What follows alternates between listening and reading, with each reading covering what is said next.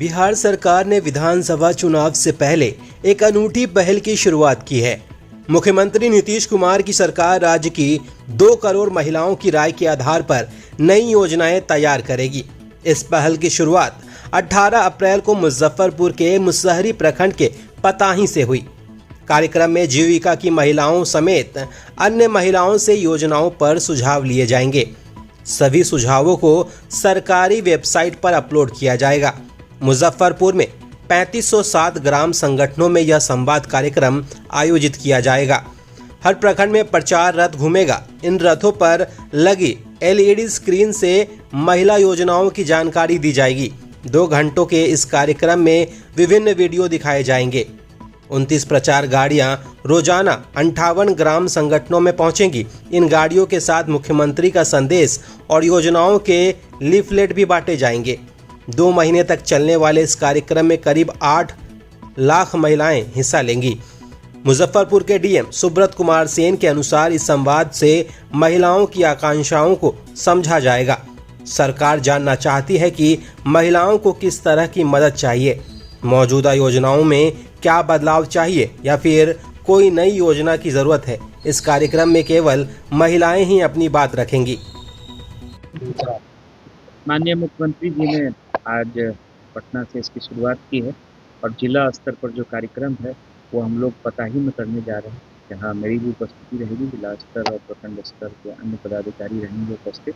और जो पहला महिला संवाद का कार्यक्रम है ये हम लोग मुसहरी प्रखंड के पताही से प्रारंभ करेंगे और अभी आगे आने वाले कुछ दिनों तक ये कार्यक्रम सभी जो हमारे ग्राम संगठन होते हैं जीविका के, वहाँ ये कार्यक्रम आयोजित किया जाएगा और लगभग 2 घंटे का कार्यक्रम है, जिसमें महिलाओं से और जीविका दीदियाँ इसको लीड करेंगी।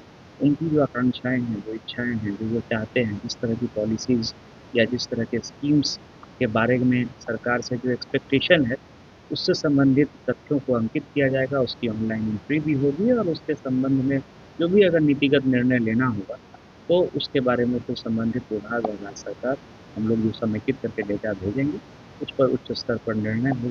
हम लोग का यही प्रयास है कि शांतिपूर्ण तरीके से अच्छे माहौल में जो ये महिला संवाद सारे ग्राम संगठनों में होना है जीविका के माध्यम से, उसको हम लोग अच्छे से कराएं, जिसकी शुरुआत आज हम लोग इसी के आधार पर योजना की तैयार करें। ऐसा ही कुछ प्रयास है कि ग्राम स्तर पर महिलाएं क्या सोच रही हैं अपने बारे में, अपने परिवार के बारे में, उनको और क्या मदद चाहिए या किस दिशा में, किस नीति में क्या बदलाव चाहिए या कोई नए स्कीम की आवश्यकता है या गांव के स्तर पर किस तरह से जो है समस्याएं अभी उनको फेस करनी पड़ रही हैं, जो निदान जिसका निकल सके। आप लोग सब लोग जान रहे हैं बहुत सारी योजनाएं हैं जो कि महिलाओं के लिए अलग से चालू की गई हैं, चाहे वो 35% नौकरियों में आरक्षण हो, पुलिस की नौकरी हो, BPSC की नौकरी हो, टीचर में तो 50% तक रिक्रूटमेंट में आरक्षण है। मुख्यमंत्री कन्या उत्थान योजना है, जन्म से लेकर के ग्रेजुएशन तक।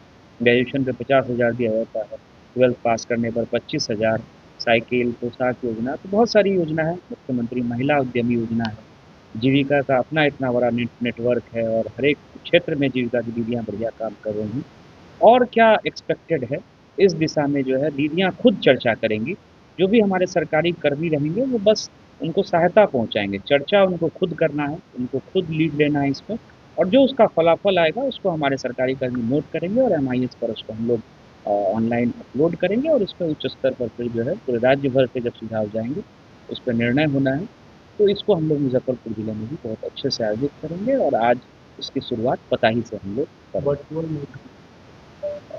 ये इसमें जो है गाड़ियाँ आई हैं और ये गाड़ियाँ घूमेंगी और हमारे जो कर्मी हम लोगों ने डिप्यूट किए हैं वो भी उपस्थित रहेंगे।